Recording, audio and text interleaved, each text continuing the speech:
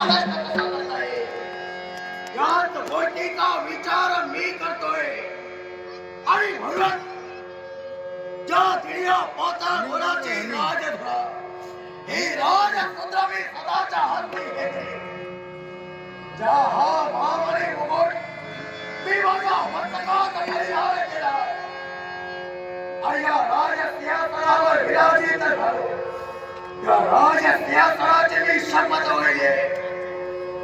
आतापर्यंत ज्या त्रिकुलाच्या नाशासाठी ज्या देवतांनी कपटाचं आचरण केलं त्या देवतांना संभवी त्याच वेळी कुंभकर्ण झाडं हे नाव सांगे आणि त्याच प्रतिज्ञेच्या पूर्ततेसाठी कित्येक वेळा मी देवतावर स्वारी केली. अपयशाचा पावलांचा विचार सोडला. अपयश अपयश आणि अपयश का आमचं माझं अपयश.